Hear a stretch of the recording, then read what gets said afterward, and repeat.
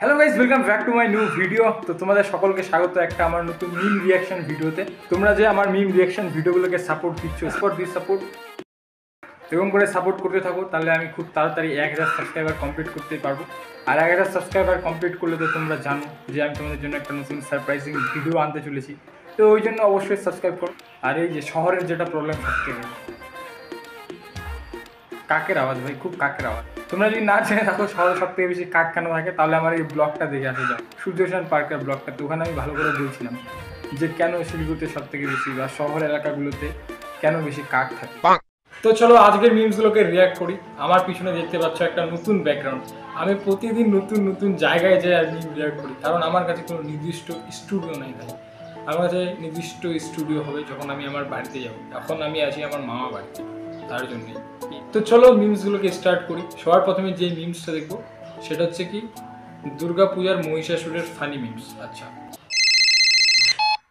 কে কে দুর্গা? ও sorry, আমি আবার অপু দুর্গার কথা ভাবলাম। কালচারটা আমাদের স্টেটে একটু বেশি তো। আরে হ্যাঁ হ্যাঁ জানি জানি, 10 হাতালা একটা অদ্ভুত মহিলা। কি হয়েছে কি? এই অসুর, আসবার পথে একটা চেরি কালারের নেল পালিশ আনবি। 9 নম্বর হাতে 3 নম্বর নখটা না চটে গেছে।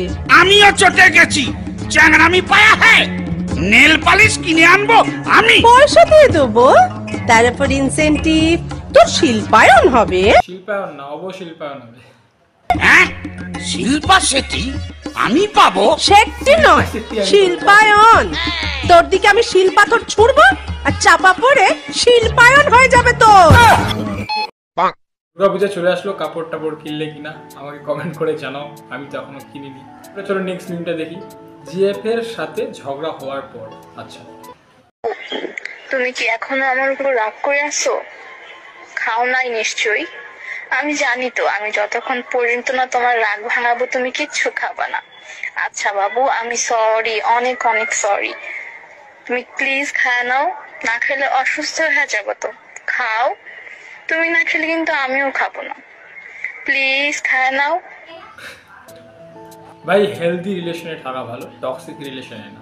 টক্সিক রিলেশনে থাকলে নিজের লাইফটাকে বরবাদ করা ছাড়া আর কোনো কিছুই না। যদি তুমি টক্সিক রিলেশনশিপে থাকো, আমি তোমাকে এটাই অ্যাডভাইস দেবো ভাই, ওখান থেকে বার হওয়ার চেষ্টা করো। কারণ টক্সিক রিলেশনশিপে না তুমি শান্তিতে থাকতে পারবা না সামনের জন, দুজনেরই প্রবলেমস হবে। ভালোবাসার জিনিসের উপর আমি জ্ঞান দিব না ভাই, কারণ আমার ভালোবাসাতে এরকম জিনিস হয়ে গেছে ভাই। চলো তারপরে মিমটার উপর রিয়াক্ট করি। পুজোর চাঁদা। কাকু, দুর্গা পূজার চাঁদাটা। হ্যাঁ ভাই, দাঁড়াও দাঁড়াও।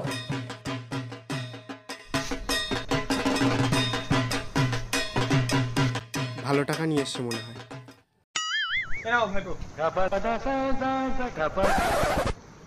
ও, গত বছর তো খিচুড়ি করেছি, এবার পোলাও হবে তো ভাইপো। 20 টাকা দিয়ে তুমি পোলাও তোমার পাছায় বুঝে দিব। আমার মামা বাড়ির এখানে অনেকগুলো পূজা হয়। আমার মামাদের বাড়ির সামনে আছে একটা নামে জায়গা, ওখানে তারপরে সামনে আরেকটা জায়গা আছে সেখানে। তো এই দুই জায়গায় কি হয়, পূজা হয়। তো এখান থেকে চাঁদা কাটতে আসে আবার দূর দূর থেকে। 500 টাকার নিচে চাঁদা নেয় না ভাই, 500 টাকার নিচে। তাও তো আরো খিচুড়ি খাওয়ায়, আর এই 20 টাকা দিয়ে কি খাবে, পোলাও। তারপরে চলো নেক্সট মিনিটটা দেখি। আমার বান্ধবী যখন বিয়ে করে এবং মেলায় তার হাজবেন্ডের সঙ্গে ঘুরতে যায়। আচ্ছা,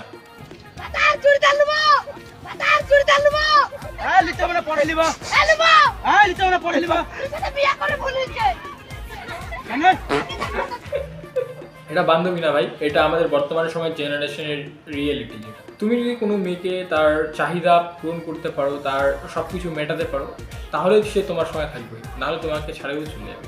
এক হিসাবে এটা ভালো হয়।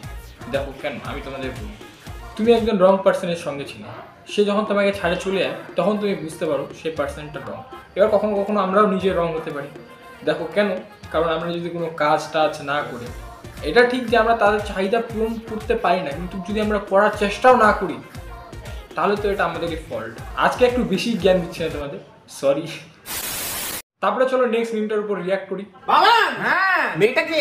কোন মেয়ে? আমি তোর ফোনে কিন্তু ওর ছবি দেখেছি। কে মেয়েটা? আরে কি যে বলছো না, কেউ না। তুই আমায় সত্যি কথা বলবি। কেউ না এটা। মা মা কি করে যে কি বন্ধুরা ইয়ার্কি মারে আমার ফোন নিয়ে। তার মানে তুই ভালোবাসিস না বা ওরকম কিছু নয়, তাই তো? আরে না, কি ভালোবাসা কথা থেকে আসছে? তার মানে প্রেম ওইসব কি যেটা ভাবছিস সেটা না তো? না না, এসব কি আলফাল কথা বলছো? আরে বোন হয়, বোন। হ্যাঁ জানতাম। শুনেছো? মা হ্যাঁ বলেছিলাম তো। মা তুমি কাকে ফোন করছো? মা না। মেয়েটার বাড়িতে কল লাগাই দিয়েছে ভাই, ঠিকই আছে। কি বলছিল কিছুক্ষণ আগে? বোন হয় বোন। মেয়েটা বলবে আমি তোমার বোন হই, বোন। এতদিন ধরে তোমাকে ভালোবেসেছিলাম এই জন্য, বোন বলার জন্য। এটা হচ্ছে মাদের নিজের টেকনিক থাকে ভাই, আমাকেও অনেকবার হয়েছে। তুই ভালোবাসিস না? ভালোবাসিস, বল নামটা বল। নামটা বলার পর ভাই এরকম কেলানি, এখন জীবনটা আমার কেলানি হয়ে গেছে। তারপরে চলো নেক্সট মিমটা দেখি। লুকিয়ে প্রেম করার ঝামেলা। লুকায় প্রেম কেন করছিস? সবাইকে দেখায় করো। এই তো চলো এখানে যাই। এই না না না না, এখানে আমার বাবার বন্ধু থাকে। এই মেসেজ তাড়াতাড়ি বেরো এখান থেকে। এই গাড়ি অন হচ্ছে না। এখানে যাই, এখানে প্রবলেম নেই তো? আরে তুমি আমার বাবার অফিসের নিচে দাঁড়িয়ে। কি তোমার বাবার অফিস? কি করে?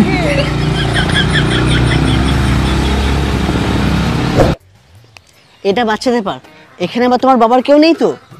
আসলে ওদিকে একটা কাকিমার বাড়ি আছে, কিন্তু ভালো কথা হচ্ছে এটা যে ওদের সাথে আমাদের এখন আর সম্পর্ক নেই। ঝগড়া হয়েছে বলে বাবা ওদের সাথে আর কথা বলে না। যাই হোক বাঁচা গেছে। তোমার জন্য একটা সারপ্রাইজ আছে। সারপ্রাইজ? হ্যাঁ, চোখটা বন্ধ করো।